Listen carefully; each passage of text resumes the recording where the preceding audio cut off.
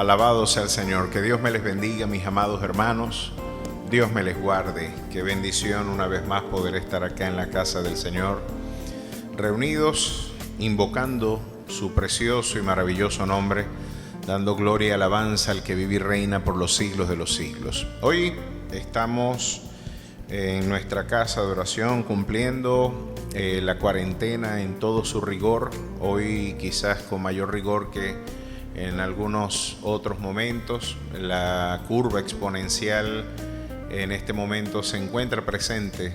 El proceso viral esa es la condición en la que nos encontramos en este momento, y por razones de prudencia pues estamos acá en la casa, puerta cerrada, prácticamente solamente el equipo de producción y el equipo de servicio más inmediato que tenemos en la casa de oración. Damos gracias a Dios por la disposición de nuestros hermanos Edwin, Juan, Luis. Hoy tenemos a Andy también con nosotros, y damos gloria al Señor porque a pesar de nuestras dificultades, la palabra del Señor no está presa, no está de alguna forma retenida por ninguna instancia, porque esa palabra cumplirá el propósito para la cual Dios la comisionó. Oremos para de alguna forma entrar ya en materia y empezar la exposición en el día de hoy. Dios y Padre Celestial, gracias una vez más te damos, maravilloso Rey y Salvador, por tu eterno amor, misericordia y bondad en nuestras vidas. Hoy, como siempre, reconociendo que ha sido tu gracia y misericordia la que hasta el día de hoy nos mantienen en pie. Hoy queremos con renovada gratitud acercarnos al trono sublime de tu gracia, no solo para encontrar el oportuno socorro, porque hoy es el tiempo de nuestra necesidad, sino también para traer fruto de labios que confiesan tu nombre. Hoy queremos darte alabanza, gloria y honor, reconociendo que tú eres el Rey soberano de la historia, tú eres el Rey de reyes y Señor de señores. Tú eres, oh Dios, el Alfa y el Omega, el principio y el fin, el que era, el que es y el que ha de venir, el Dios Todopoderoso. A ti rendimos nuestro culto, nuestra adoración, y en todas estas circunstancias reconocemos tu gobierno providencial y soberano en nuestras vidas. Por eso, al encomendarnos a la noble y maravillosa labor de proclamarte y anunciarte, lo hacemos en el ruego de que tú asistas, oh Dios, nuestra debilidad, asistas, oh Dios, nuestra incompetencia, y puedas, oh Dios, utilizarnos como instrumentos idóneos, enteramente aptos para toda buena obra. Úsanos, háblanos, edifícanos, consuélanos, exhórtanos, oh Dios, aún corrige nuestro corazón, así como tu amor lo hizo con la iglesia, las 7 iglesias del Asia Menor. Hazlo también con nuestras vidas para poder sobreabundar en fruto ante tu presencia. En el maravilloso nombre que es sobre todo nombre, en Cristo Jesús. Amén y amén. Bueno, esta exposición bastante introductoria del libro de Apocalipsis nos lleva ya hacia las 2 siguientes iglesias que serán objeto de nuestra ponderación, reflexión y meditación. Estamos ya después de haber transitado por esta extraordinaria experiencia, la iglesia de Éfeso, la iglesia de Esmirna, también estuvimos con la iglesia de Pérgamo la semana pasada. Hoy estaremos abordando a estas 2 iglesias que tienen una profunda pertinencia para la iglesia de hoy. Tiene tanto que decir estas 7 aproximaciones a la iglesia contemporánea. Hay tanto que decirle a nuestra experiencia regional, nacional, internacional, a cada lugar donde la experiencia del Evangelio ha logrado concretarse. Tenemos esta exhortación como un baluarte extraordinario, un espejo desde la cual la iglesia puede evaluar y ponderar su conducta y praxis espiritual. Vamos a ver lo que dice aquí la palabra del Señor en el capítulo 2, verso 18 del libro de Apocalipsis, y dice así la palabra del Señor. Y escribe al ángel de la iglesia en Tiatira, el Hijo de Dios, el que tiene ojos como llama de fuego y pies semejantes a bronce bruñido, dice esto: Yo conozco tus obras y amor y fe y servicio y tu paciencia, y que tus obras postreras son más que las primeras. Pero tengo unas pocas cosas contra ti, que toleras que esa mujer Jezabel, que se dice profetiza, enseñe y seduzca a mis siervos a fornicar y a comer cosas sacrificadas a los ídolos. Y le he dado tiempo para que se arrepienta, pero no quiere arrepentirse de su fornicación. He aquí yo la arrojo en cama y en gran tribulación, y a los que con ella adulteran, si no se arrepienten de las obras de ella. Y a sus hijos heriré de muerte, y todas las iglesias sabrán que yo soy el que escudriña la mente y el corazón, y os daré a cada uno según vuestras obras. Pero a vosotros y a los demás que están en Tiatira, en cuanto no tienen esa doctrina y no han conocido lo que ellos llaman las profundidades de Satanás, yo os digo, no os impondré otra carga. Pero lo que tenéis, retenedlo hasta que yo venga.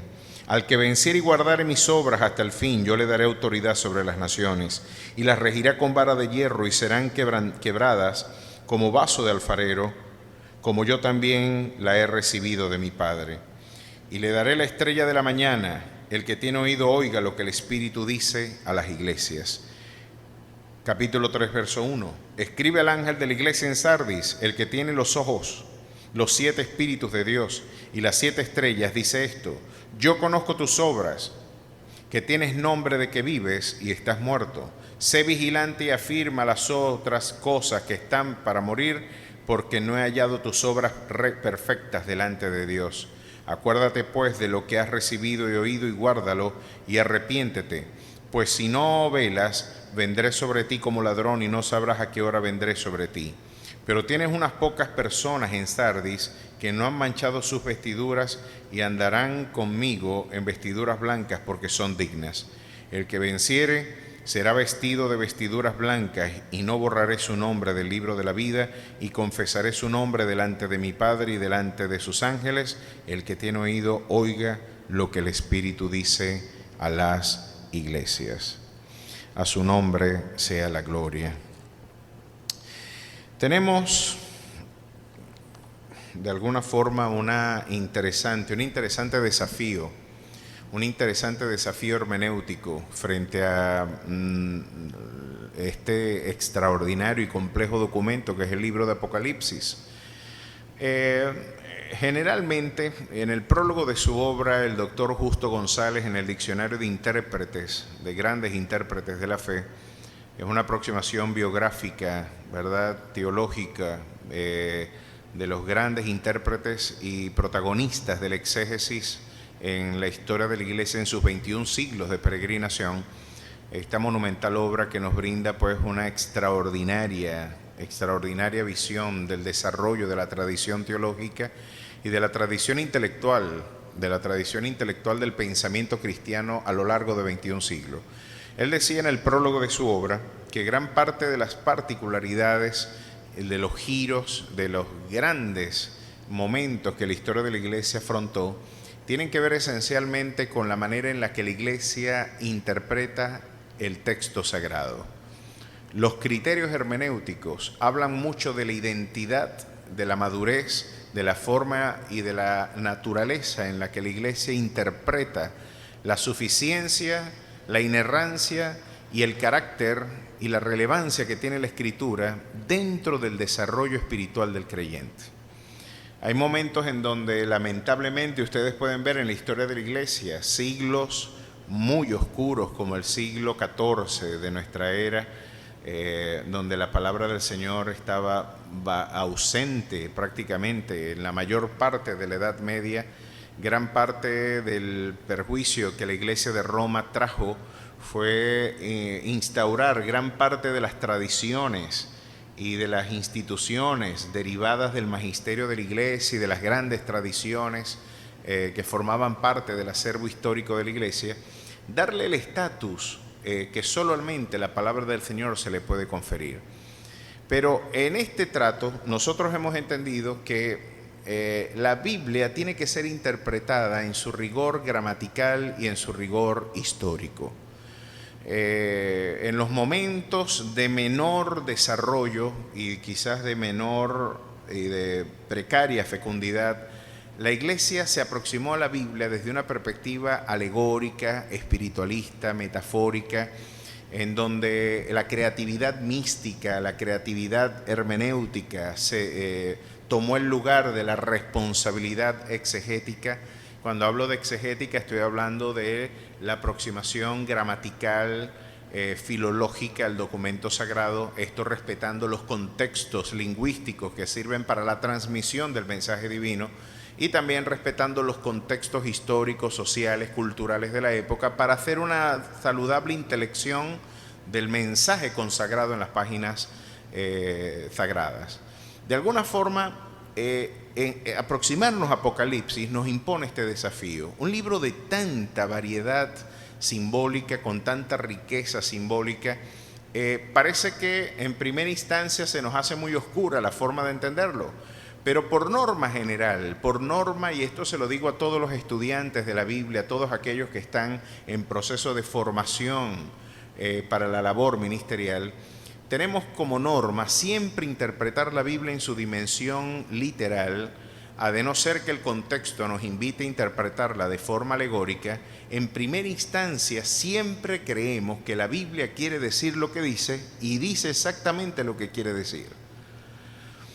Esa es gran parte de nuestra visión de entender la interpretación bíblica. Debemos permitir que sea la Biblia la que hable y no lo que yo pienso que ella dice, ¿verdad? El criterio a través del cual yo me acerco a ella. Tiene que ser ella, tiene que ser la palabra del Señor, independientemente de mis prejuicios, de mis valoraciones, independientemente de mis gustos o de mis disgustos, independientemente de que yo lo creo así o no lo creo así. La única forma en la que esta palabra puede realmente promover un impacto significativo en la vida del creyente es si usted brinda docilidad, si usted es una persona dócil a lo que la palabra del Señor le impone. Por eso nos entendemos que una de las características fundamentales para el crecimiento espiritual es que usted sea dócil, así como el barro, blando, nutrido, bien hidratado, ¿verdad? El alfarero podía darle la forma que a él mejor le parece, pues de la misma manera la docilidad de su carácter debe tener la particularidad de ser moldeable a la voluntad divina. Pero en primera instancia creemos en la literalidad del documento, creemos que la Biblia quiere decir exactamente lo que está diciendo. Y aquí nos encontramos con otra iglesia de la cual ya quizás no tienen la misma relevancia geográfica, política ni cultural que tienen las tres ciudades anteriores, pero en Tiatira y Sardis nos encontramos con dos escenarios o con dos realidades bien interesantes, muy interesantes, y que particularmente la iglesia de Tiatira tenemos una forma en la que Dios se aproxima a la iglesia. Primero celebra su buena conducta y luego de alguna forma le reprende. Aquí tenemos una extraordinaria forma para brindar exhortación. Primero, el reconocimiento con palabras de afirmación, lo que deja bien en claro el amor, ¿verdad?, antes de la corrección. Y luego vienen las palabras formativas y correctivas. Aquí tenemos una enseñanza bien interesante, incluso para los padres y para aquellos que tienen funciones de liderazgo, porque quizás una de las cosas más complejas del liderazgo es tener que corregir. Siempre es difícil corregir a una persona, y más si es una persona adulta. Y lo interesante es que aquí el Señor nos brinda una estrategia. Lo mismo ustedes lo pueden ver, por ejemplo, en Corintios, una iglesia tan desordenada y disfuncional como Corintios. Mire, si usted me acompaña un momentito para que pueda ver esta ilustración. En 1 Corintios capítulo 1, verso 1, miren cómo Pablo habla de los corintios. Pablo, llamado a ser apóstol de Jesucristo por la voluntad de Dios, y el hermano Sóstenes, versículo 2, a la iglesia de Dios que está en Corintio, a los santificados en Cristo Jesús, llamados a ser santos con todos los que en cualquier lugar invocan el nombre de nuestro Señor Jesucristo, Señor de ellos y nuestro, gracia y paz a vosotros de Dios nuestro Padre y del Señor Jesucristo. Gracias doy a mi Dios siempre por vosotros, por la gracia de Dios que os fue dada en Cristo Jesús, porque en todas las cosas fuisteis enriquecidos en Él, en toda palabra y en toda ciencia, así como el testimonio acerca de Cristo ha sido confirmado en vosotros, de tal manera que nada os falta en ningún don, esperando la manifestación de nuestro Señor Jesucristo. Si usted lee esa introducción y no lee lo que Pablo luego tiene que hacer con esta iglesia llena de desórdenes, de disfunciones, usted cree que el apóstol Pablo, esta carta va a tener un tono muy distinto a la que luego uno se consigue. Pero luego este mismo apóstol Pablo tiene que tomar todo el rigor, ¿verdad? Y dice cosas como, por ejemplo, estas en el capítulo 5: de cierto se oye que hay entre vosotros fornicación, y tal fornicación, cual ni aun se nombra entre los gentiles, tanto que alguno tiene la mujer de su padre. Si usted lee la salutación, nunca se esperaba conseguir algo más adelante de este tipo, ¿no? Bueno, pero esta es más que una estrategia, es el cuidado pastoral, el cuidado que el apóstol tenía. Primero te brindo palabras de afirmación, quiero hablar y afirmarte en las promesas divinas, quiero recordarte tu identidad para ahora a través de la exhortación decirte cuál no es tu identidad, quién realmente no eres y no debes ser. Te voy a hablar de realmente cuál es tu identidad, recordarte cuál es tu horizonte,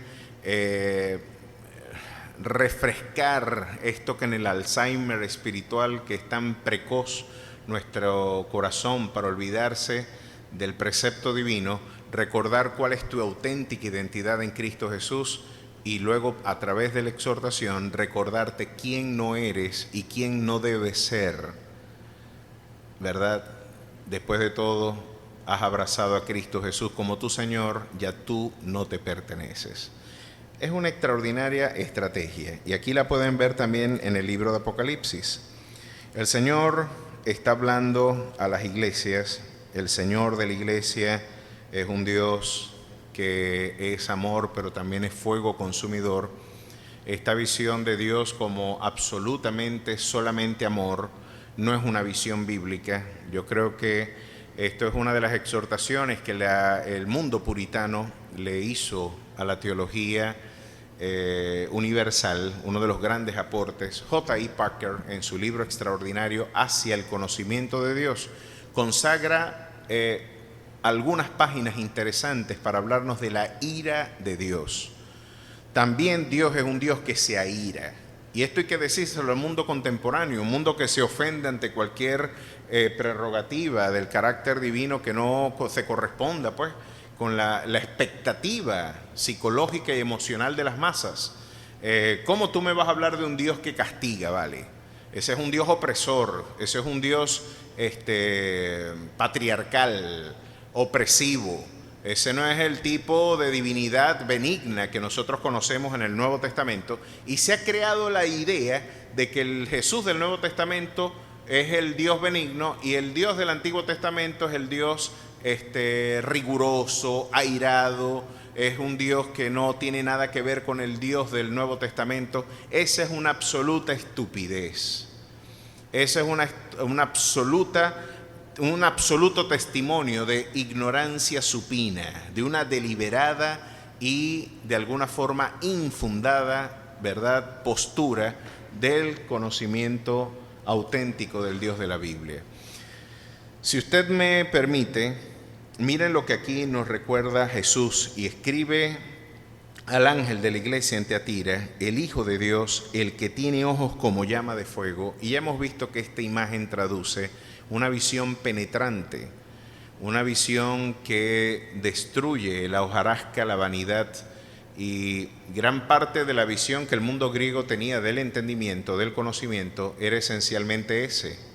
Sabe que usted ve una de las tantas traducciones que la inteligencia tiene, interlegere, el que puede leer dentro de, esa es la matriz filológica de esa expresión, inteligencia. Interlegere, el que puede leer dentro de. Y es que esta era la opinión que el mundo antiguo tenía acerca del entendimiento. El entendimiento es aquel que puede ver, ¿verdad?, penetrar hasta la esencia misma de la entidad, consagrar ese elemento universal y luego elaborar la conceptualización como un reflejo lingüístico del conocimiento de las cosas. Esta visión la tenía no solamente Platón, sino que la consagró de manera mucho más clara Aristóteles en el siglo IV a.C. Y gran parte de la tradición intelectual en el mundo occidental gravita alrededor de ese planteamiento epistémico, de ese planteamiento de entender el conocimiento. El conocimiento es la captación intelectual de ese núcleo esencial. Y por supuesto, hablar de que alguien tiene ojos como llama de fuego, está diciendo este Dios que mira de forma penetrante, no solamente puede ver los accidentes de mi conducta, Él puede escudriñar la esencia de mi conducta. Él puede ver no solamente la fachada social, que nosotros los religiosos tenemos la habilidad de poder mimetizarnos con la virtud, con el esplendor, ¿verdad? Y por eso es que, lamentablemente, y tenemos que decirlo así, uno de los grandes riesgos, mis amados hermanos, de la experiencia religiosa es la hipocresía. Tratar de encubrir la miseria con algunos destellos de virtud. Tratar de competir por quién tiene más esplendor dentro de la iglesia. Esas son las expresiones que la carnalidad tiene en el seno de la sociología de nuestra fe. Chico, ¿cómo yo puedo demostrar que soy más espiritual que el resto de la gente? ¿Cómo yo puedo demostrar que tengo mayor virtud que el resto de la gente? Lo que usted en el mundo hacía con sus bienes terrenales y materiales, tiene la carne, ¿verdad?, que tiene esa propensión a la vanagloria, a la exaltación personal, tratará de buscar el camino de la virtud, el camino de la presunta piedad como un instrumento de estatus en el seno de la iglesia. Y Jesús dijo, bueno, a mí ustedes no me deslumbran con esas coreografías. Ustedes a mí no me impresionan con esas estupideces. Eso le pasa mucho y lo va a reiterar en las distintas iglesias. Y se parece mucho a aquel testimonio del pastor que llegó un hombre muy mal vestido, maloliente a una iglesia. Estaba pasando un muy mal momento después de haber perdido el empleo, después de quedarse en bancarrota. Cayó prácticamente en la indigencia y buscando respuesta y auxilio divino, se acercó a una iglesia. Con mucha timidez se sentó en las últimas bancas por el temor a que su apariencia escandalizara a la iglesia. Y a pesar de su discreción, siempre despertó, ¿verdad?, cierta suspicacia y malestar en los hermanos.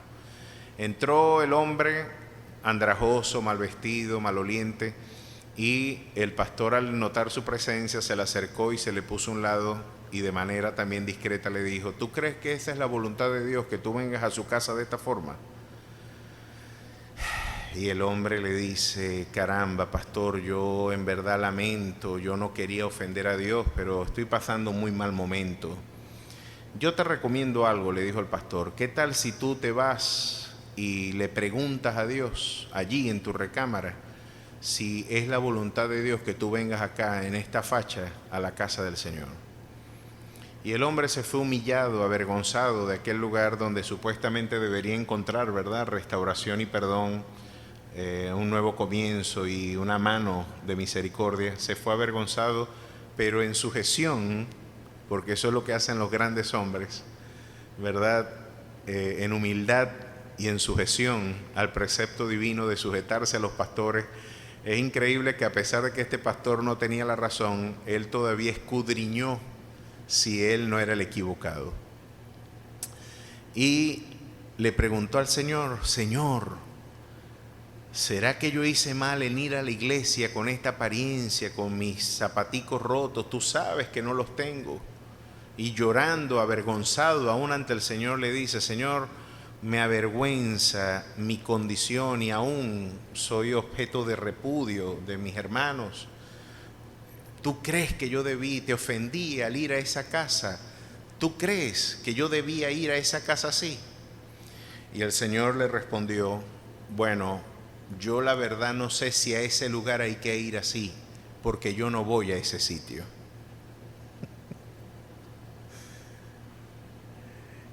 Es interesante, ¿no?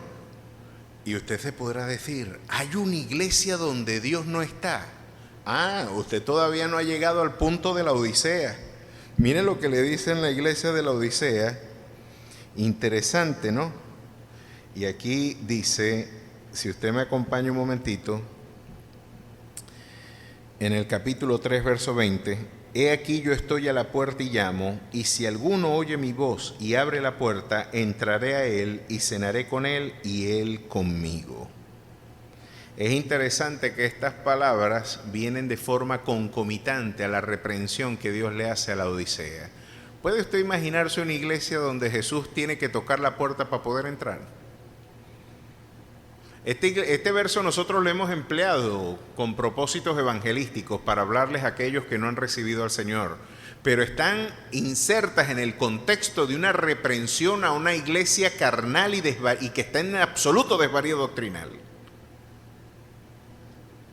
Es interesante, no conozco una religión, no conozco una experiencia espiritual, no conozco una forma de vida que tenga mayor nivel crítico, que nos ponga de alguna forma, que desnude nuestra miseria moral. No hay un instrumento más eficiente para desnudar la desnudez moral del hombre que el cristianismo. El cristianismo bien entendido viene a denunciar nuestra miseria, y no porque tenga el afán mórbido, ¿verdad?, de querer exhibir nuestra vergüenza, no. Es porque la absoluta santidad de nuestro Dios contrasta y le viene muy bien a la soberbia religiosa nuestra. Le viene muy bien a nuestra soberbia el hecho de entender y reconocer que este Dios nos mira con ojos como llama de fuego. Él conoce lo más íntimo de nuestro ser. No nos engañemos a nosotros mismos. El que tiene ojos como llama de fuego y pies semejantes a bronce bruñido, dice esto, y ya hemos recordado que el bronce bruñido, la idea del bronce habla de juicio. Dentro de la literatura o los elementos simbólicos de la literatura sagrada, el bronce generalmente, la mayor parte de la comunidad exegética ha podido reconocer que esta imagen traduce la idea del juicio. Y un bronce bien bruñido nos está hablando de un Dios que con un carácter firme, férreo, entonces vendrá a administrar justicia a las naciones, y primero empieza por casa. Está empezando por casa la corrección. Yo conozco tus obras, es de esperar. Después de todo, tiene ojos como llama de fuego. Tiene que conocer lo que estamos haciendo. Y miren cómo celebra. Y amor, y fe, y servicio, y tu paciencia, y que tus obras postreras son más que las primeras. Es interesante ver que parece que en este aspecto la iglesia de Tiatira estaba tomando ventaja sobre la de Éfeso. Las obras de Tiatira eran mayores las postreras que las primeras. Esto habla de desarrollo, esto habla de crecimiento, esto habla de que la agenda espiritual y ministerial de la iglesia iba en abierta expansión. Aquí tenemos unas palabras de celebración en las cuales siempre debemos estar presentes, mis amados hermanos. Creo que uno de los peores riesgos que tiene la iglesia son sus triunfos pasados. Y no solamente la iglesia, usted de manera personal. Cuando tenemos un triunfo personal, nos regodeamos en la memoria de esos triunfos y nos olvidamos de que la gloria postrera espera. De alguna manera, así como lo diría el profeta Ageo, no, la gloria postrera de esta casa será mayor que la primera. Era de esperar que después de la reconstrucción, de la repatriación, la esperanza de redención y la esperanza de emancipación del quebranto nacional, Dios les brinda la esperanza. Mira, lo que yo tengo en agenda contigo, después de este momento de reconciliación nacional, después de tu repatriación, después de la reedificación de los muros, no te olvides de priorizarme. Buscad el reino de Dios y su justicia primeramente, y todas las cosas vendrán por añadidura.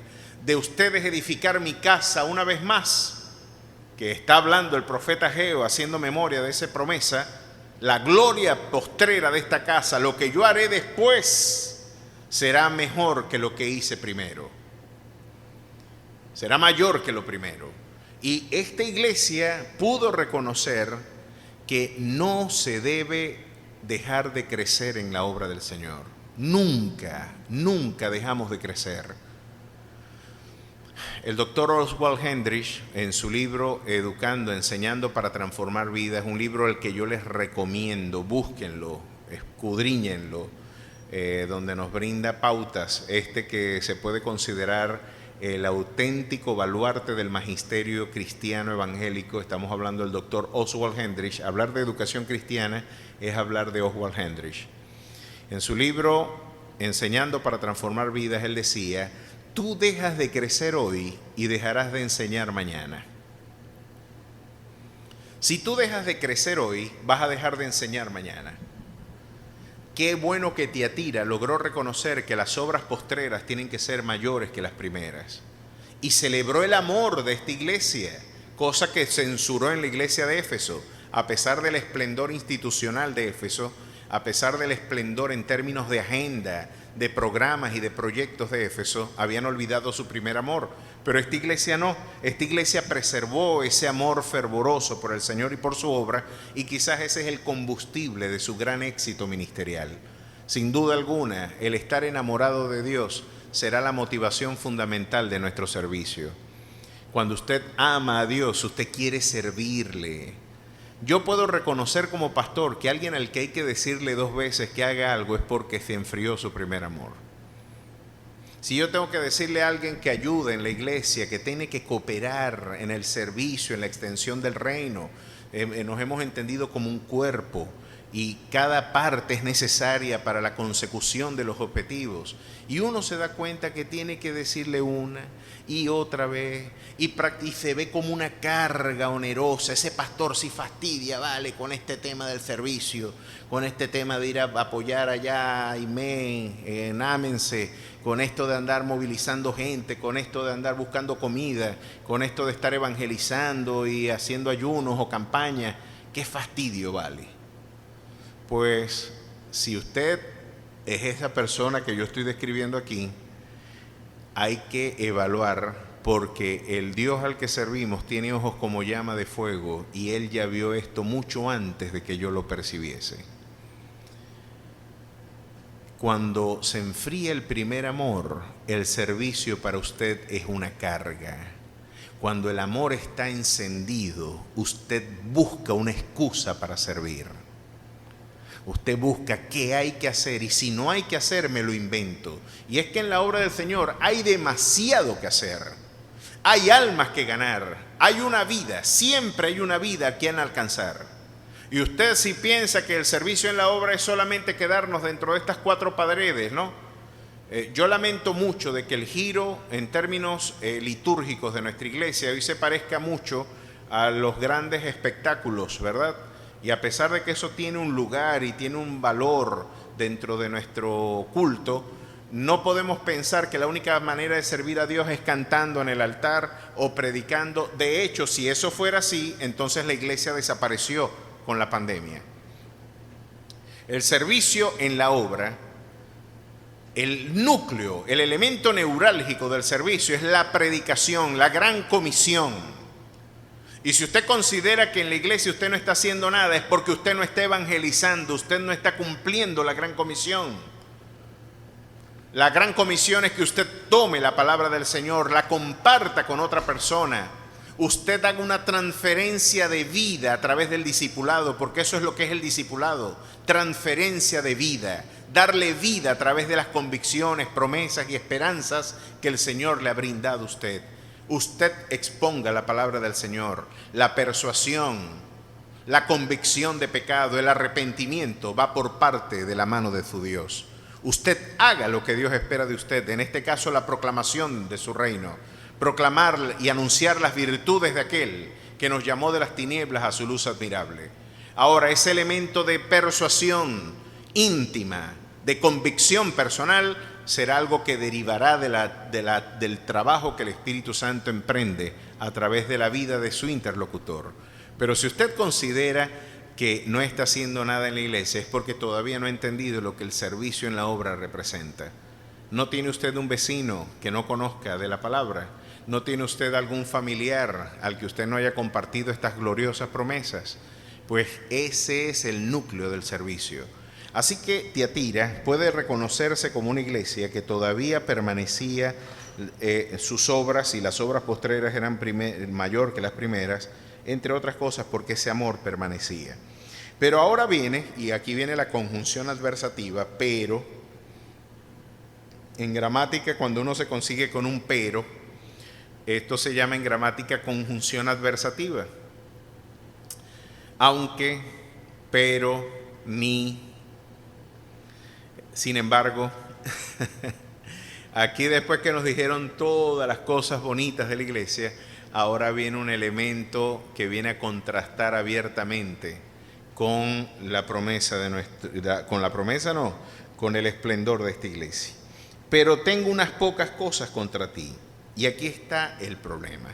¿Qué toleras? Toleras que esta mujer Jezabel, que se dice profetiza, enseñe y seduzca a mis siervos a fornicar y a comer cosas sacrificadas a los ídolos. Y le he dado tiempo para que se arrepienta, pero no quiere arrepentirse de su fornicación. He aquí yo la arrojo en cama y en gran tribulación a los que con ella adulteran, si no se arrepienten de las obras de ella. Y a sus hijos heriré de muerte, y todas las iglesias sabrán que yo soy el que escudriña la mente y el corazón, y os daré a cada uno según vuestras obras. Es interesante observar, y aquí me quiero detener en algunos conceptos, porque lo que Dios está censurando en el caso de la iglesia de Tiatira, en la iglesia de Tiatira vemos entonces que Dios está reprochándoles que toleraban. Y parece que la tolerancia es uno de los grandes conceptos del mundo posmoderno.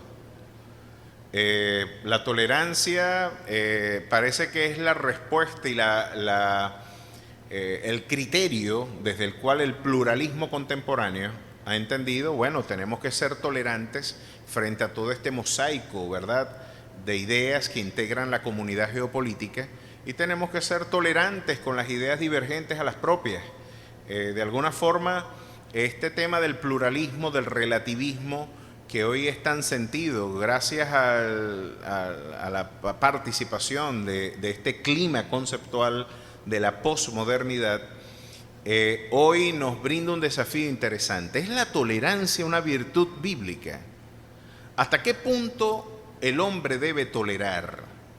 ¿Cuál es el criterio? ¿Hasta qué punto, de forma ética, el cristiano interpreta que la tolerancia es legítima? Yo debo tolerar cualquier tipo de cosas. En la iglesia, por razón del amor, debemos tolerar las desviaciones doctrinales y aquellas personas que no comparten la verdad del Evangelio. ¿Cuál es el criterio? Porque parece que hasta el día de hoy la tolerancia ha sido un concepto con muchísimo marketing y que ha tenido muchísimo esplendor dentro del discurso posmoderno. Y es que la posmodernidad, que dicho sea de paso, nos recordaba el hermano Manfred Edmondson, todas las construcciones que empiezan por un posmodernidad, poscristiano, postestructuralista, generalmente lo que están es denunciando la perplejidad de quien la articula, ¿no?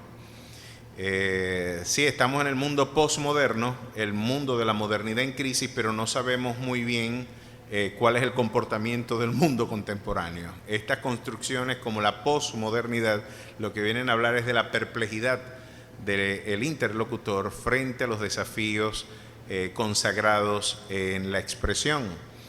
Posmodernidad, la verdad es que ha sido bastante difícil integrarla, pero uno de los rasgos distintivos de ella es que se predica de que la verdad no tiene un valor absoluto, no hay tal cosa como una verdad de carácter universal, objetiva, que pueda ser objeto del reconocimiento universal de todos los hombres, porque se ha llegado a cuestionar no solamente la firmeza de las ciencias fácticas, entre ellas la física, la química, ciencias que tuvieron tanta relevancia en el desarrollo científico del mundo contemporáneo como fue la biología, ¿verdad? Que de alguna manera quizás hoy la biología es una de las grandes protagonistas de los avances en términos tecnocientíficos, pero la física, que en el siglo XIX terminó convirtiéndose en el paradigma de la investigación metodológica y científica, también después de las investigaciones poscuánticas ha entrado en un proceso de entropía.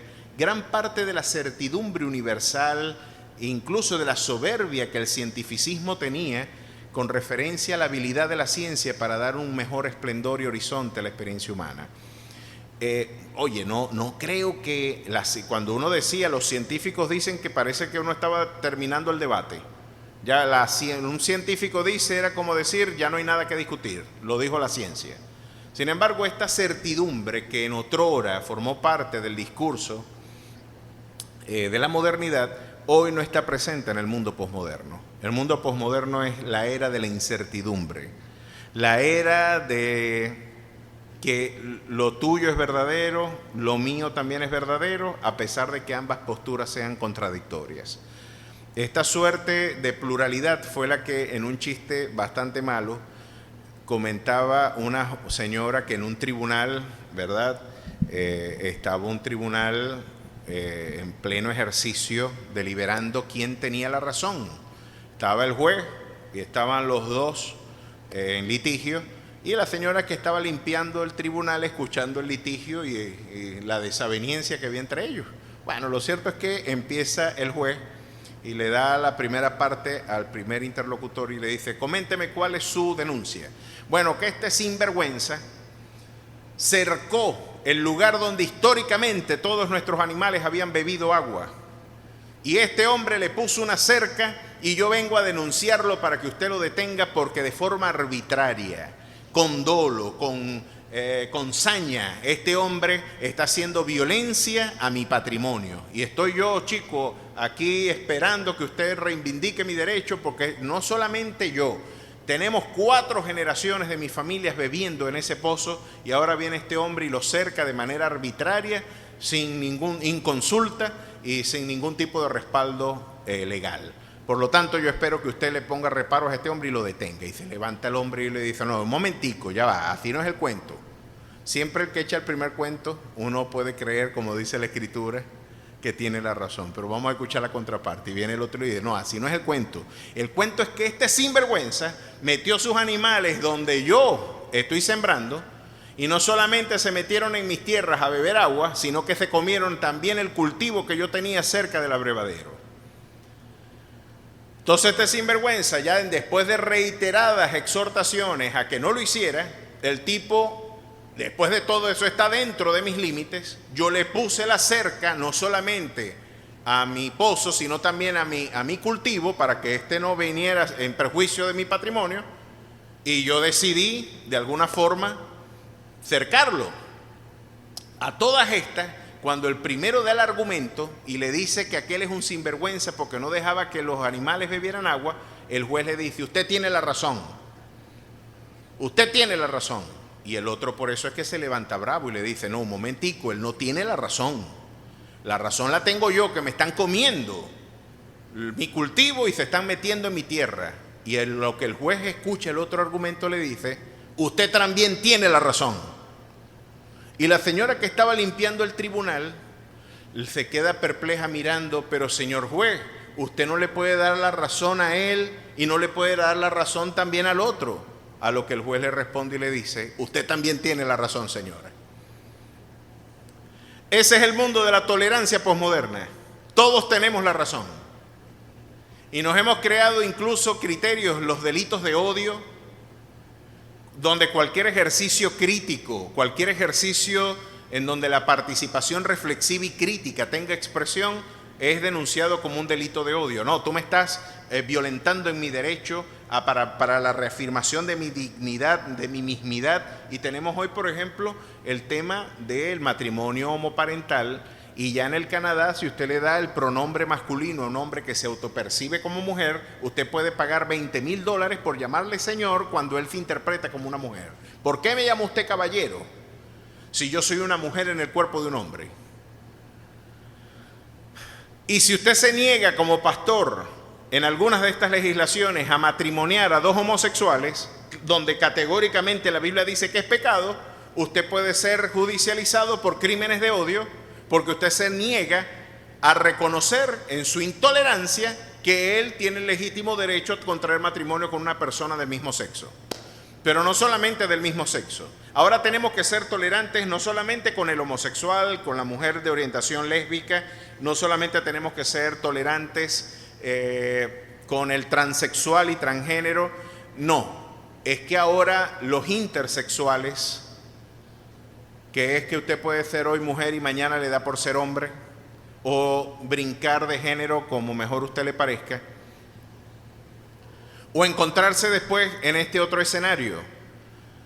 De alguna forma estamos ante 110 posibilidades que la ONU nos da.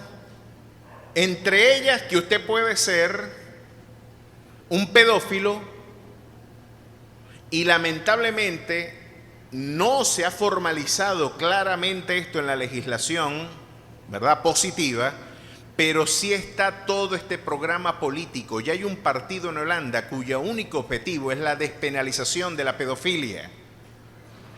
La despenalización de la pedofilia y la instauración de la pedofilia como un instrumento, en este caso, para la subversión de los valores cristianos.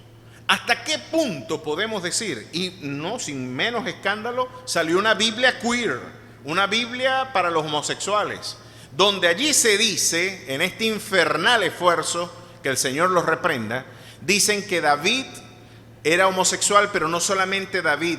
Me da hasta pudor recordar lo que este infernal movimiento quiere promover. Pero están diciendo allí que nosotros hemos entendido mal la Biblia por 21 siglos y que ahora ellos han conseguido la manera de interpretar realmente la Escritura desde una perspectiva de género, y a nosotros se nos ha escapado entender a Jesús porque no hemos reconocido que él era homosexual. Que el Señor los reprenda, ¿vale?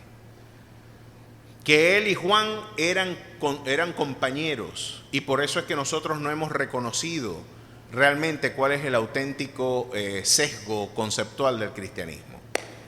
¿Pueden ustedes creer eso? Bueno, ¿hasta qué punto la iglesia puede tolerar en nombre del amor? Porque esto es lo que se dice ya en la Argentina. Yo les he comentado lo que en reiteradas ocasiones, como en una de las iglesias de muchísima divulgación en la Argentina, se nos decían cosas como que el pastor le decían, pero la baterista es lesbiana, ¿usted no considera que debería ser la santidad un criterio para el ejercicio del servicio? Sabemos que no somos perfectos, pero debemos predicar la necesidad de ser santos, porque el Dios al que servimos es santo. Y él le dijo, no, no te metas en la vida de esa muchacha, déjala que ella toque mientras ella traiga a su pareja para acá. Eso no es problema tuyo. Déjala que ellos dos sean homosexuales y deja la religiosidad tuya metida por otro lugar. Porque entonces el amor se antepone, pareciera en este sofisma religioso, que la verdad y el amor no marchan juntos. Que la justicia y el amor son realidades antagónicas. Que la verdad y la libertad no son realidades bíblicas. Pues aquí Jesús nos viene a dar una cátedra de la firmeza que la iglesia tiene que tener cuando desviaciones doctrinales y cuando realidades que antagonizan con los valores de nuestra fe tienen expresión en nuestra iglesia. Miren lo que nos dice acá. Pero tengo unas pocas cosas contra ti, que toleras que esa mujer Jezabel, que se dice profetiza, y hay hermanos que dicen, no hermano, no hable de eso. Eso no es consono con el amor de Cristo, estar discutiendo sobre esos temas. Pues aquí Jesús, con nombre y apellido, le está diciendo a esta mujercita que ustedes me la tienen como una falsa profetisa en la iglesia, está echando de perder el esplendor que yo les venía señalando. Yo los venía felicitando y celebrando hasta que me conseguí, porque yo me muevo en medio de mi iglesia. Yo estoy muy atento a lo que está pasando con mi iglesia. Y ustedes, con su falso concepto de tolerancia, que no es amor, porque esta tolerancia posmoderna, donde todos tenemos la razón, como el juez judío ese que afirmaba de que los dos interlocutores en abierta contradicción, ambos tenían la razón, pues no pueden tener la razón ambos. En lógica formal, dos proposiciones contradictorias, ambas no pueden ser verdaderas, ambas pueden ser falsas, pero no ambas pueden ser verdaderas. Esto es un sencillo cálculo de lógica simbólica elemental. Pues el mundo de hoy dice lo que el Papa predica. Un hinduista, un budista, un judío, un católico, un hinduista, todos somos hijos de Dios. Todos tenemos en común que somos hijos de Dios. ¿En qué parte, por ejemplo, dónde está la coincidencia? Y aquí yo tengo serios problemas con Bergoglio por eso. Y aquí es donde vemos cómo la iglesia de hoy es una iglesia, porque el Vaticano responde más a intereses de Estado que a los valores de la fe. Recuerden que el Vaticano es un Estado y cuando el Vaticano piensa, piensa más en términos de los intereses del Estado que en los valores mismos de la espiritualidad. Porque si se pensara en los valores mismos de la espiritualidad, se le dijera al mundo la verdad. Al budista, si el budismo es verdadero, el cristianismo no lo es. Si el mundo islámico es verdadero, el cristianismo no lo es. ¿Por qué? Bueno, porque en el libro de Sura, en una de las suras, en una de las aleyas de la sura del Corán, se nos afirma que todo aquel que afirme que Jesús, el Hijo de María, es Dios, es un anatema, es un maldito. Decir que Jesús es Dios para la teología islámica es una blasfemia. En algún lugar del Talmud se afirma, dentro de la tradición oral hebrea, de que Jesús debe estar hirviendo en un lago de excrementos en ebullición, porque afirmó ser Dios y hacerse imagen igual a Dios. En el mundo budista y en el mundo hinduista, le preguntaron en una ocasión a un sacerdote hindú cuántos dioses tenían ellos, y ellos dijeron 33 millones de dioses. Y Jesús es uno de ellos. Si esa visión de Dios es verdadera, entonces la nuestra que afirma, al Señor tu Dios adorarás y a Él solo servirás, entonces es falsa. Esta sábado sensacionalizada, genuflexa, y yo diría poco viril postura de la iglesia de hoy, donde está más preocupada por la respuesta afectiva y emocional de la gente que por decir auténticamente la verdad tal y como Dios la presentó. No vaya a ser que por delitos de odio me metan preso por no matrimoniar a unos homosexuales, pues que me metan preso. ¿Cuál es el temor a sufrir por causa del Evangelio? ¿Acaso nuestro Señor no murió por causa suya? Pues corresponde dar con nuestras vidas en retribución y servicio lo que el Señor hizo por nosotros. No puede haber una transformación auténtica, no solamente de una iglesia que necesita renovación y restauración. Una auténtica reforma necesita la iglesia de hoy. Como lo diría el mártir de la Segunda Guerra Mundial, Dietrich Bonhoeffer, hoy el mundo reformado, estamos ante la presencia de iglesias protestantes sin reforma. Y como lo diría el hermano Paul Washer, necesitamos volver a la fuente de nuestra fe, porque el gran desafío misionero del siglo XXI es evangelizar a los evangélicos, devolverles la Biblia a los evangélicos, dejar que sus vaticinios místicos no sustituyan lo que escrito está en la palabra de Dios. Han tolerado a falsos profetas en el seno de la iglesia que hoy abiertamente mercantilizan con ella, que hoy abiertamente rivalizan con la verdad del evangelio, que hoy buscan protagonismos distintos a lo que el Señor de la iglesia debe tener en ella. Estos hombres, para detenerme y usted pueda ver quiénes son esos falsos profetas, que solamente están preocupados por el estatus dentro de ella, que han utilizado la iglesia como un instrumento y la quieren seducir a la novia de Cristo para que la novia de Cristo haga lo que ellos quieren, en absoluto y respeto a la comisión que Dios delegó, son estos hombres. Capítulo 23 del libro de Jeremías. Verso 16. Así ha dicho Jehová de los ejércitos: no escuchéis las palabras de los profetas que os profetizan, os alimentan con vanas esperanzas, hablan visión de su propio corazón, no de la boca de Jehová. Dicen atrevidamente a los que me irritan: Jehová dijo, paz tendréis. Y cualquiera que anda tras la obstinación de su corazón dicen, no vendrá mal sobre vosotros. Estos falsos profetas no confrontan el pecado de la iglesia. Son profetas de la confesión positiva. Yo declaro bien sobre ti, yo declaro un carro nuevo, yo declaro una casa nueva, yo declaro, así estés en adulterio, así estés robando, así estés torciendo el derecho, como una falsa apóstol que yo conozco hizo firmar a sus hermanos que cedían la herencia de la propiedad que su madre les dejó a todos sus hijos, y ella dijo que Dios le había dicho que esa propiedad era de ella, a pesar de que estaba pasando por encima del derecho de todos sus hermanos,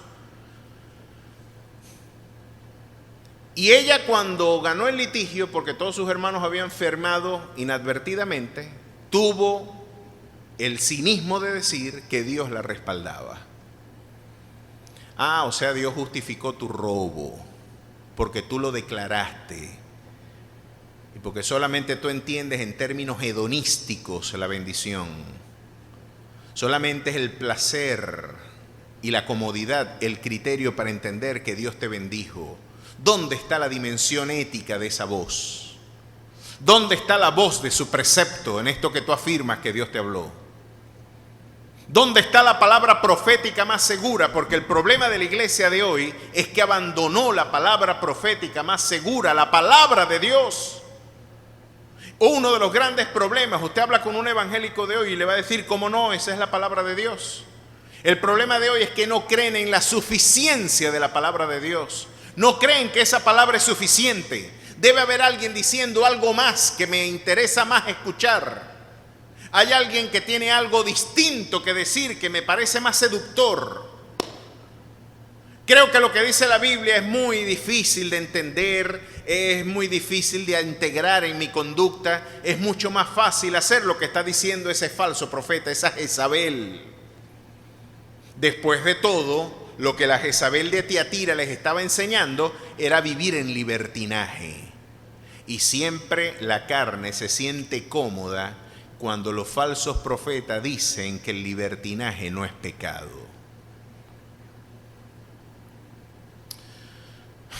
Y esto está haciendo mucho daño a las iglesias, mis hermanos. Pero déjenme darle la descripción de estos profetas para que ustedes lo vean. Estos hombres cobardes que se meten solapadamente en la iglesia y que buscan las almas, hombres y mujeres, se buscan y buscan a las almas inconstantes, las que no dan fruto, las jalan aparte, descalifican las labores ministeriales y dan con falsos vaticinios y con seducciones y carnalidades, seducen el alma de aquellos que de forma inconstante no terminan de afirmarse en el Evangelio. Estas personas son de cuidado, son divisores que tienen la habilidad de mimetizarse con falsa apariencia de piedad. Personas que usted las puede ver y tienen una apariencia de piedad que usted se siente, usted se siente inmundo al lado de algunos de los ejercicios de piedad que ellos demuestran y ostentan. Están muy preocupados por eso, ¿no? Por esa aparente piedad, por esa aura mística con el que ellos se quieren envolver.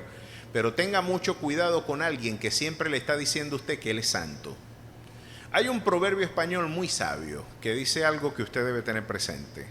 Dime de lo que presumes y te diré de lo que careces. Una persona que presume de piedad, que presume de virtud, la gente piadosa, la gente santa, no está ostentando esas cosas. Es como decía Charles Spurgeon, el buen perfume no se anticipa con las palabras. La persona que está bien perfumada tiene una característica. Él no percibe su perfume, pero el que lo encuentra sí lo percibe. Mira, yo no tengo que salir después que usé un Christian Dior. ¡Ey! Me eché Christian Dior, ¿oíste? ¿Qué te parece mi Christian Dior? ¿Qué te parece? ¿Cómo huelo? ¿Qué te parece? ¿Cómo estoy? Esa ostentación ridícula no la considera usted socialmente, ¿verdad?, fuera de lugar. Pues es lo mismo que hacen estos falsos profetas y estos falsos que le están diciendo al mundo de que ellos son piadosos. ¿Te das cuenta de mi piedad? ¿Te das cuenta de mi virtud? ¿Te das cuenta que yo estoy por encima del promedio? Cuídese de esa gente. Tenga mucho cuidado de alguien que hace ostentación. Porque el legalismo y esta falsa piedad es el sustituto infernal de la santidad auténtica. Pero estos impíos, miren de lo que nos habla la Escritura, hablan visión de su propio corazón, no de la boca de Jehová. Verso 17. Dicen atrevidamente a los que me irritan, a los que no hacen la voluntad de Dios, Jehová dijo, paz tendréis. Y Jesús y el Señor dice, ¿y qué paz van a tener si quieren dejar las cosas como están? si quieren seguir en sus pecados e iniquidades, en sus carnalidades. ¿Por qué dices que vendrá paz cuando lo que viene es juicio? Tuercen la voluntad divina y el precepto divino. Porque ¿quién estuvo en el secreto de Jehová y vio y oyó su palabra? ¿Quién estuvo atento a su palabra y la oyó? Verso 21. No envié yo a aquellos profetas, pero ellos corrían. Yo no les hablé, mas ellos profetizaban. Pero si ellos hubieran estado en mi secreto, habrían hecho oír mis palabras a mi pueblo y lo habían hecho volver de su mal camino y de la maldad de sus obras. Soy yo Dios de cerca solamente, dice Jehová, y no Dios desde muy lejos. ¿Se ocultará alguno, dice Jehová, en escondrijos que yo no lo vea? No lleno yo, dice Jehová, el cielo y la tierra. No he oído lo que aquellos profetas dicen, yo he oído lo que aquellos profetas dicen, profetizando mentira en mi nombre, diciendo, soñé, soñé.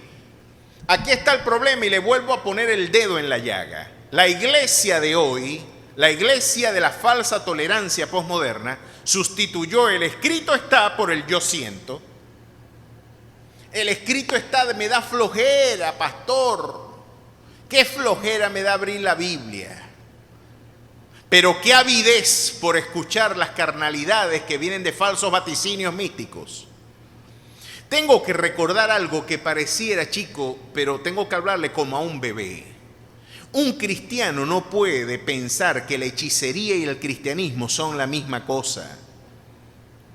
Y usted se preguntará, ¿cómo es eso, pastor? Yo no pienso eso.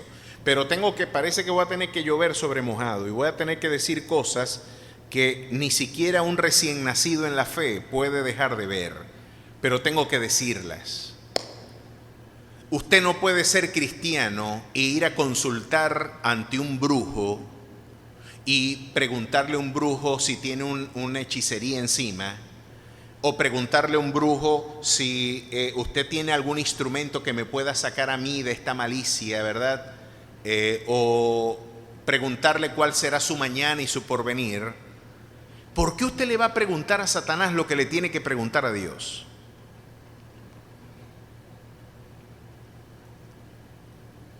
No se puede ser cristiano y hechicero al mismo tiempo. Otro aspecto, no se puede ser cristiano y consultar a la astrología. ¿Cuál Walter Mercado, Libra, Capricornio? Chico, ¿qué es eso? ¿Quién es el Dios soberano de tu vida, los astros o Jehová? Un poco de levadura leuda toda la masa. No seamos tolerantes con la falsa levadura de este mundo. Mantengamos firme nuestra profesión y nuestra vocación, porque fiel es el que nos llama. A su nombre sea la gloria. No podemos, mis amados hermanos, rendirnos ante los falsos vaticinios de hombres como estos. Miren lo que dice aquellos profetas, verso 25. Yo he oído lo que aquellos profetas dicen, profetizando mentira en mi nombre, diciendo soñé, soñé. ¿Hasta cuándo estará esto en el corazón de los profetas? Que profetizan mentiras y que profetizan el engaño de su corazón. No piensan cómo hacen que mi pueblo se olvide de mi nombre con sus sueños, que cada uno cuenta a su compañero al modo que sus padres se olvidaron de mi nombre por Baal. Pues eso era lo que era Jezabel. Para el mundo antiguo, Jezabel introdujo, y por eso Acab hizo tanto daño a la complexión cultural y espiritual de Israel, porque introdujo los dioses sirofenicios, introdujo el culto a Baal, lo institucionalizó, persiguió a la iglesia auténtica, al sacerdocio auténtico, instituido por Jehová, al punto que el profeta Elías llegaba a preguntar como que yo solamente he quedado en Israel. Hay un vivo celo de mí por ti, Jehová, y yo estoy viendo que parece que estoy yo solo. A lo que la respuesta divina tuvo que decirle, yo he reservado 7,000 rodillas que no se han doblado ante Baal. Hay un remanente que yo he permanecido fiel a mi propósito. No desmayes, Elías. Pero esta mujer, hermano, le voy a dar unos ejemplos de cómo esta Jezabel trabajan. Yo conocí a un hermano, oye, que tenía una tremenda, uno lo veía y una vida ejemplar, se veía ejemplar su vida. Y era un hombre que de alguna forma hacía ver una ostentación auténtica de virtud cristiana. Pero empezó a tolerar estas doctrinas y empezó a tolerar con el falso discurso de la iglesia posmoderna de que la Biblia no es suficiente, como ya lo dicen en Miami, ¿verdad? Hay un predicador muy famoso y muy mediático que dice que se puede vivir la fe cristiana de dos maneras. Usted la vive por lo que la Biblia dice, eso está bien, pero es mejor vivirla por lo que Dios está diciendo ahora, y eso significa a través de lo que Dios está diciendo a través de Él. Es decir, que la revelación o el rema, como le dicen ellos, esa palabra revelada que está encriptada y que es de revelación privada, porque la Santa Escritura dice que la profecía no es de interpretación privada, ese elemento críptico del cual ellos, en una absoluta ignorancia de lo que el rema y el logos significa, ellos dicen que el logos es la palabra escrita, mientras que el rema es la palabra revelada. Pero miren la ignorancia de esta visión que viene desde las tesis del Seminario Teológico de Fuller y sobre todo por Kenneth Hagin y un conjunto de exponentes del movimiento neocarismático. El rema es cuando hay revelación, el logos es la palabra escrita, la letra muerta. Pues curiosamente, mis desinformados hermanos protestantes sin reforma que abandonaron la Escritura, Jesús es conocido como el logos. Juan 1:1 dice: en el logos, en el principio era el logos, y el logos era con Dios, y el logos era Dios. ¿Cómo me vas a decir tú que logos es la palabra muerta? Estás llamando a Jesús letra muerta. Hay que ver que la ignorancia es atrevida. Se popularizaron doctrinas y la gente las sigue comprando porque la Escritura la tiene encerrada.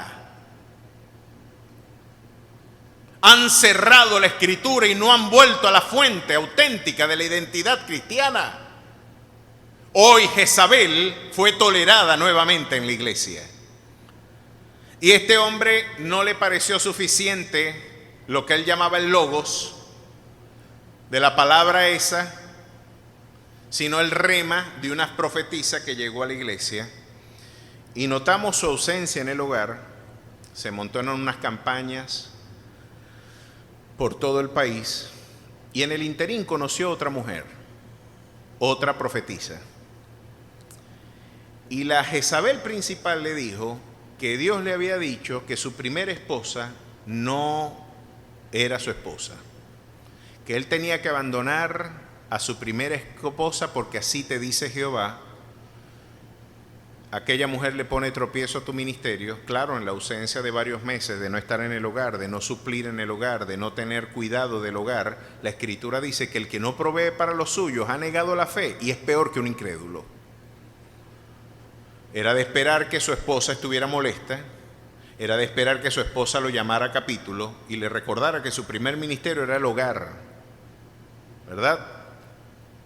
Pues ellos lo interpretaron como una agresión a su agenda y calendario ministerial, y así te dice el Señor: aquella ya no es tu esposa y te debes olvidar de tus hijos. Esta sierva que sí te está acompañando en tu agenda es tu nueva esposa. El hombre dejó familia, dejó a su esposa, dejó botado a sus muchachos y se unió en adulterio con otra mujer, porque supuestamente así le dijo Jezabel. Ah, qué interesante, con razón la toleran, porque Jezabel dice lo que la gente quiere escuchar, no lo que tiene que escuchar, sino lo que quiere escuchar. Pero mira lo que le espera a aquellos que escuchan a Jezabel. Póngale bien cuidado. Y Dios le dice: el profeta que tuviera un sueño, verso 28 de Jeremías 23, cuenta el sueño a aquel, y aquel a quien fuere mi palabra, cuente mi palabra verdadera. ¿Qué tiene que ver la paja con el trigo? Dice Jehová. Me encanta esta imagen. Dice: eso es pura paja. Mi palabra es trigo. Esa sí alimenta. ¿Qué tiene que ver esa paja con el trigo verdadero? No es mi palabra como fuego, dice Jehová, y como martillo que quebranta la piedra. Esta espada de doble filo que penetra redarguye, discierne pensamientos y emociones. Esa espada que te desnuda y que no te gusta porque demuestra tu miseria. No la toleran porque mirarse a uno mismo a veces no es bonito. Se parece mucho a un espejo. Me acuerdo, mi esposa tenía un espejo que tenía doble espejo. En el espejo tenía alrededor luces y por una parte se veía el rostro natural, y cuando tú lo volteabas tenía bombillos para maquillarse, pero tenía un espejo que amplificaba. Me acuerdo que en un congreso de damas le pedían prestado el espejo, pero ellas decían, pero no me lo pongas con el espejo que se le ven a uno todas las imperfecciones. No, ponémelo con el espejo que uno se ve normal. Porque, ay, mi madre, cómo se ve uno de feo cuando voltea ese espejo y se ven las granos, los poros abiertos, se me ve la nariz más grande, se me ve, no soy tan bonita yo en ese espejo. Pues claro que a veces cuando vemos el espejo de la palabra y nos desnuda en nuestra miseria, no queremos vernos en ese espejo.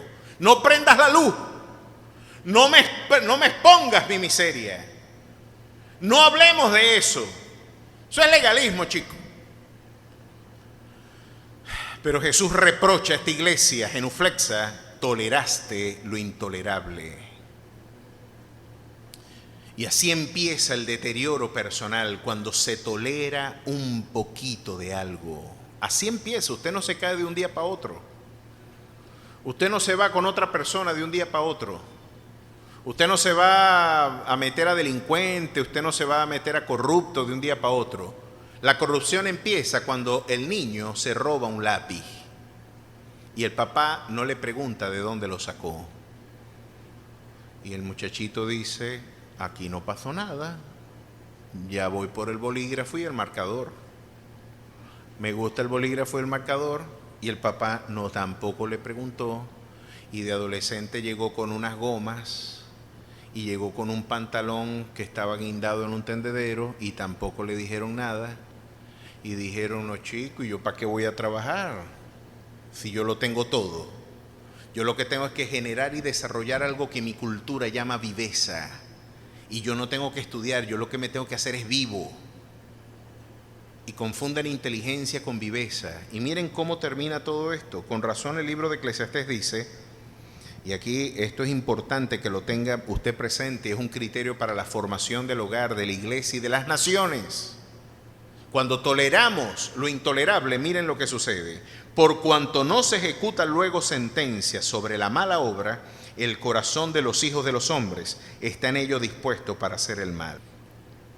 Por cuanto no se ejecuta luego sentencia sobre la mala obra, el corazón de los hijos de los hombres está en ellos dispuestos para hacer el mal.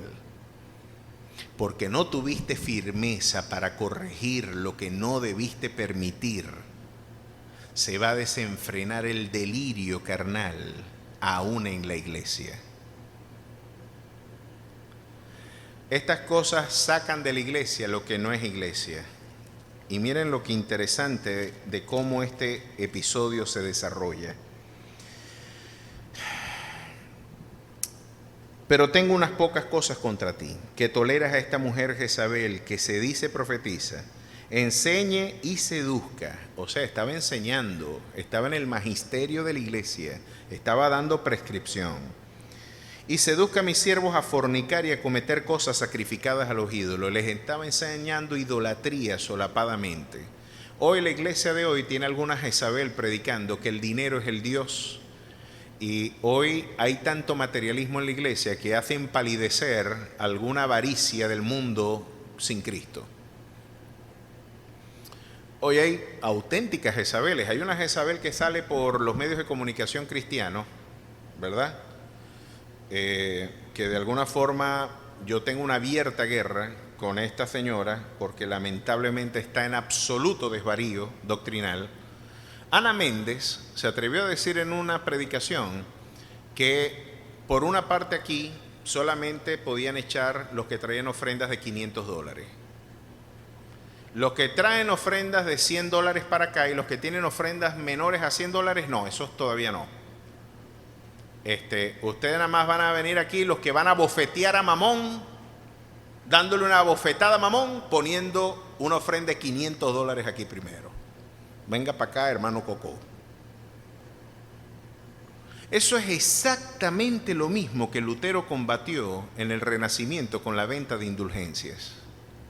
Exactamente. Yo sé que esta predicación la escucha gente que piensa igual que ella. Yo los desafío desde aquí, con la Biblia en la mano.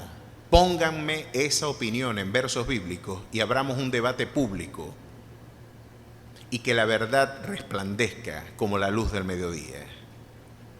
Mientras tanto, mientras buscas en la Biblia, ojalá que sirva de excusa, así sea para que la abran de nuevo y tengan hambre y sed de conocer de Dios. Mientras tanto, este es el precepto que seguirán aquellos que no toleran a Jezabel y a Baal y a Balaam, aquellos que en desenfreno material por su propia avaricia terrenal están olvidando de la auténtica comisión. Esto, mientras tanto, es lo que tengo que decirles, mientras se animan a abrir la Biblia para que debatamos sobre este tema. Arrepiéntete pues de esta tu maldad y ruega a Dios si quizás te sea perdonado el pensamiento de tu corazón, porque en hiel de amargura y en prisión de maldad veo que estás. No tienes tu parte ni suerte en este asunto, porque tu corazón no es recto delante de Dios.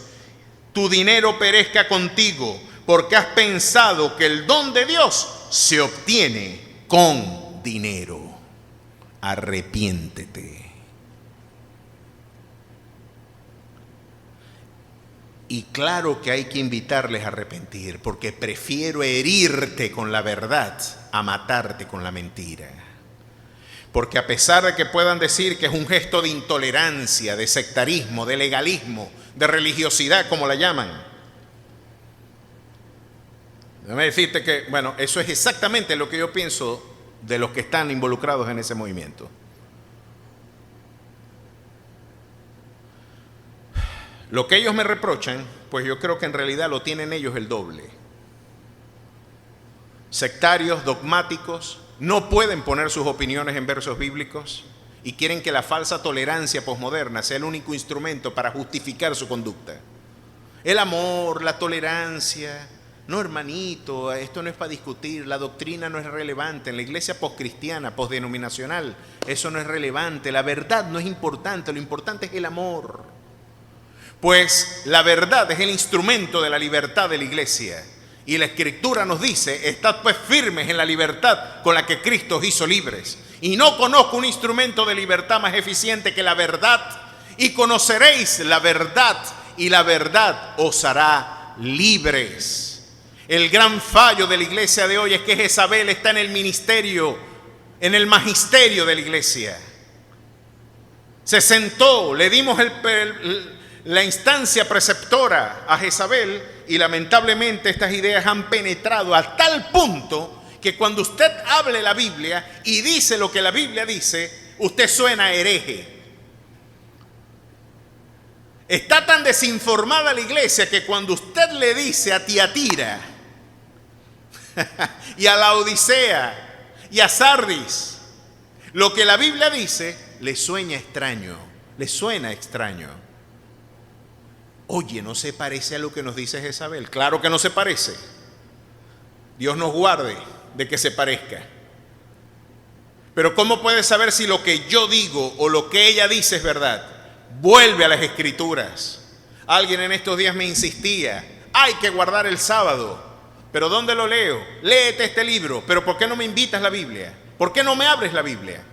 Hábleme en el documento que le da identidad y sentido a la iglesia, que es el Nuevo Testamento. Y me citó algunos autores y me citó otra literatura paralela y me dijo, no, es que este autor, este profeta, este lo dice. No, pero ¿dónde lo dice la Biblia? En el Nuevo Testamento. Yo soy en la iglesia gentil, yo no soy la comunidad judía. ¿Por qué debo seguir algunos preceptos y festividades que tú estás siguiendo? Hasta se están circuncidando. Porque no creen en la suficiencia de las Escrituras. Y van por la exegética medieval hebrea y el Talmud se vuelve de alguna forma un documento tan relevante que hasta la Biblia empalidece. No, la Biblia ya está a mundo, no, esto tiene mejor contenido, el Talmud. Ahí sí está la verdad. O está en el libro del Mormón, o está en este otro libro de Rebecca Brown, o está en este otro libro. Ahí sí está la revelación. En la Biblia, mundo, bueno, ahí está escondida. Él la tiene. No, hermano. Lámpara es a mis pies tu palabra y lumbrera mi camino. Si no a la ley y al testimonio, si no es conforme a lo que la Escritura enseña, es porque no les ha amanecido. Y mire lo que Dios le dijo a esta Jezabel.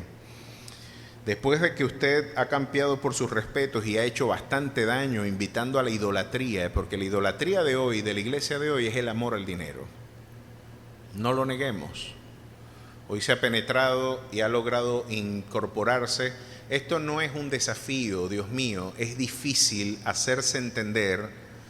Yo hablaba de esto en un programa de Cristianismo Hoy y noté, y creo saber quién fue, empezó a escribir: pero tú tienes un reloj bueno ahí en el programa. Mira cómo estás vestido, vale. Estás hablando en contra de este mercantilismo del evangelio, pero estás muy bien vestidito, estás arreglado. Y yo le preguntaba: ¿y cómo se supone debo estar? Porque esto que yo estoy diciendo, fíjate, cuando está el argumento ad hominem, el argumento de descalificación a la persona y no al argumento, la Biblia no está descalificando el bienestar y la prosperidad. Lo que está descalificando es la manipulación de hacer del evangelio una mercancía con la cual la gente puede sacar provecho diciendo: tráeme $1,000 que Dios te va a traer 10,000, o dame un pacto económico para ser sanado del cáncer, cuando la Escritura dice que vengan, coman sin dinero y beban gratuitamente del agua de la salvación.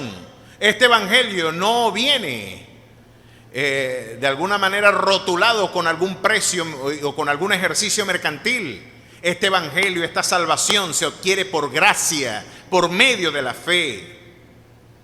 No a través de mi participación financiera, económica, no es a través de mis hechos. Esa es la sutileza que de forma pervertida la Jezabel contemporánea, esa iglesia de la falsa tolerancia posmoderna, está enseñando. Claro que Dios te puede prosperar. Claro que Dios nos da abundantemente para que disfrutemos todas las cosas, lo dice la Escritura. Claro que la Escritura dice: amado, yo quiero que tú seas prosperado en todo, así como prospera tu alma.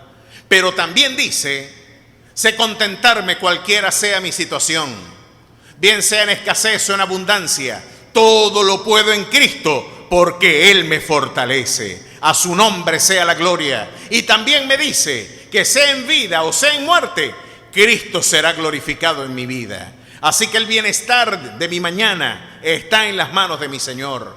Pero sea cualquiera sea mi suerte, como decía el himno, tengo paz, estoy bien y doy gloria a Dios. ¿Se ve la diferencia? No que cuando usted esté limpio porque afrontará alguna contingencia o alguna enfermedad, no le digan: no está el evangelio del reino en ti. Qué vergüenza que algunas de esas palabras quedarán para la eternidad, y en algún día el Dios que mira como con ojos con llama de fuego devorará la hojarasca de esa teología falsa que ha agregado culpa y aflicción a los corazones que ciertamente han querido buscar de Dios. Pero a Jezabel mira lo que le espera, y le he dado tiempo para que se arrepienta. No confundas misericordia con indulgencia. Dios te ha dado tiempo para arrepentirte. Dios te ha dado tiempo para que corrijas tu conducta, porque Él no quiere que ninguno perezca, sino que todos procedan al arrepentimiento. Pero de no arrepentirse, he aquí yo lo arrojo en cama y en gran tribulación a los que con ella adulteran, y si no se arrepienten de las obras de ella. Y a sus hijos heriré de muerte, y todas las iglesias sabrán que yo soy el que escudriña la mente y el corazón, y os daré a cada uno según vuestras obras. Aquí estamos viendo entonces que esta conducta no es que Dios la justifica. Yo soy misericordioso, yo no quiero que mueras, arrepiéntete, bautízate en mi palabra, nútrete en ella, métete en mi secreto. ¿Quieres escuchar mi voz? ¿Quieres hablar de mi parte? Métete en el secreto de Jehová. Y allí el Señor te dará dirección, ahí te bautizará, te estrujará, quebrantará tu ego, te hará un hombre nuevo y te hará un rostro de piedra como el de Ezequiel para hablar con firmeza lo que la gente no quiere escuchar.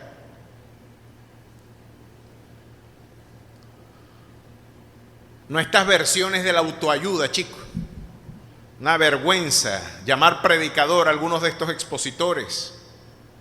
Tienen más apariencia de autoayuda, del marketing, del branding, más preocupados por la apariencia que por lo que el contenido del mensaje, la forma, el empaque y el contenido. Grandes oradores. No se puede confundir elocuencia con verdad. Los grandes demagogos son extraordinarios oradores. No, bueno, vamos a hablar de dos de ellos. Se ha considerado que en la historia los mejores oradores que ha tenido la historia son los líderes de los movimientos totalitarios. Stalin, Lenin, Hitler, Mussolini. Y para no meterme en problemas no hablo de otra gente.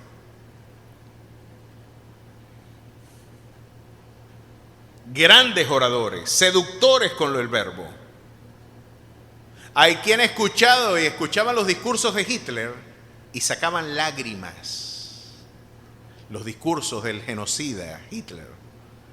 Fervoroso, apasionado en el verbo, con un verbo encendido, cálido, fluido, torrencial.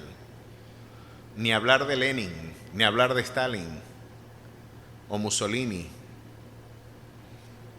Con una arenga, una capacidad para arengar al pueblo impresionante. No confunde elocuencia con veracidad. Pueden haber hombres muy elocuentes, poco veraces. ¿Y cómo usted sabe si es veraz o no? A la ley y al testimonio. Escrito está. El hombre de Dios dice, escrito está. Jezabel dice, yo siento. El hombre de Dios le dice a usted, escrito está, y esa es la palabra inconmovible y la palabra profética más segura. Y que usted puede sentir y vivir experiencias espirituales muy profundas, claro que sí. Todas esas experiencias son legítimas, pero como lo dice 1 Corintios 14, por sobrenatural que suceda algo en la iglesia, los demás juzguen a la luz del testimonio sagrado. Pero lo que le espera a Jezabel es que va a morir de no arrepentirse. Y aún sus hijos morirán. Y aquí no hay manera de por qué leer esto alegóricamente. Esto pasó con Ananías y Zafira, aquellos que pretendían engañar. Dice el escritor al Espíritu Santo. Puedes mentir, pero nunca engañar al Espíritu Santo. Mentisteis, pero no engañasteis. Y a sus hijos heriré de muerte, y todas las iglesias sabrán que yo soy el que escudriña la mente y el corazón, y os daré a cada uno según vuestras obras.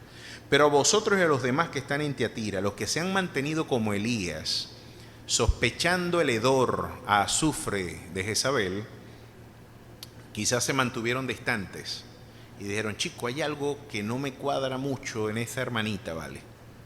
Que está diciendo que tiene unas revelaciones de las profundidades del infierno. Es tan profunda la enseñanza que la sacó del infierno. ¿Qué les parece? Pero vosotros y los demás que están en Tiatira, a cuantos no tienen esa doctrina y no han conocido lo que ellos llaman las profundidades de Satanás, yo os digo, no os impondré otra carga. Pero lo que tenéis, retenedlo hasta que yo venga. Mantén firme tu vocación hasta que el Señor vuelva. Consultará el hombre a los ídolos teniendo a Dios. ¿Por qué consultar un hechicero o un adivino cuando tú tienes al Dios que ve todo de cerca y también a lo lejos? Es un pecado que te expone a la apostasía. Y déjenme decirle, mis hermanos, gracias a Dios aún a esta Jezabel se le dio una oportunidad de restauración.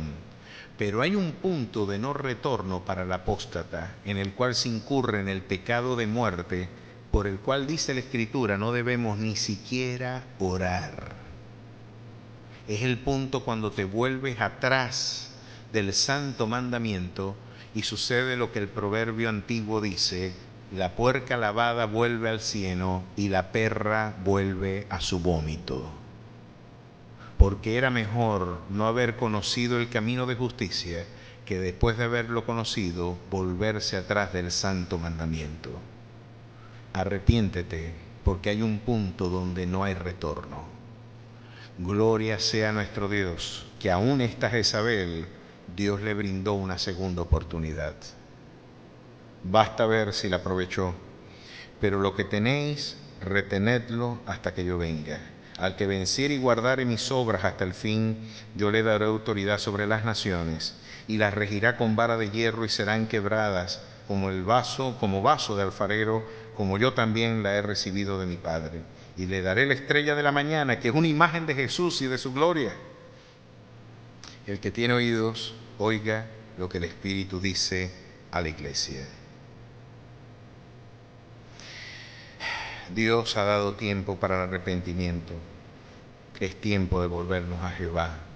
Y creo que la iglesia de Tiatira nos ha dejado una ilustración bien clara de lo que Dios espera para aquellos que hoy desvarían en distintas doctrinas, que como niños fluctuantes no han terminado de integrarse y plantarse en el reino.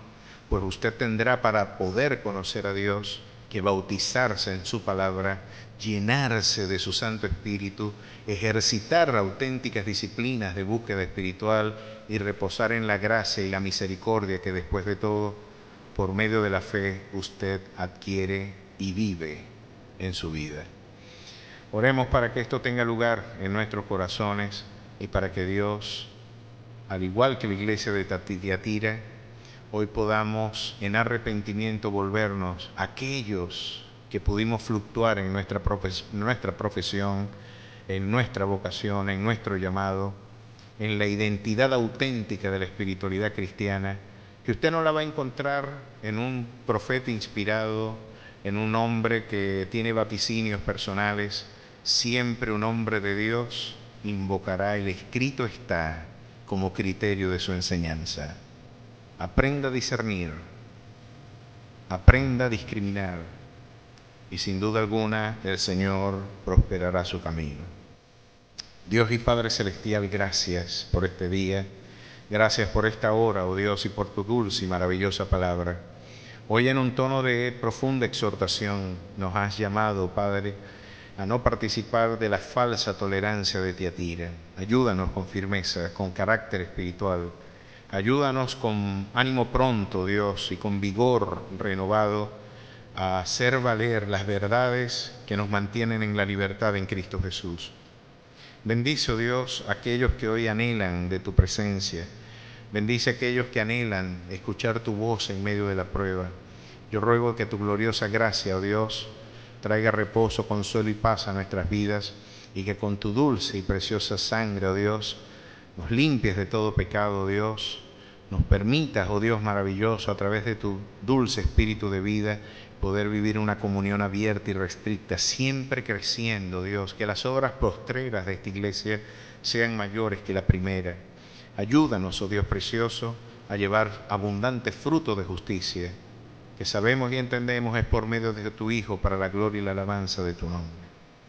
Llévanos en paz y en bendición. Bendice a cada hogar aquí representado, a todos aquellos que escuchan esta palabra, oh Dios, tu dulce bendición les alcance. En el maravilloso nombre que es sobre todo nombre, en Cristo Jesús. Amén y amén. Que Dios me les bendiga, Dios me les guarde.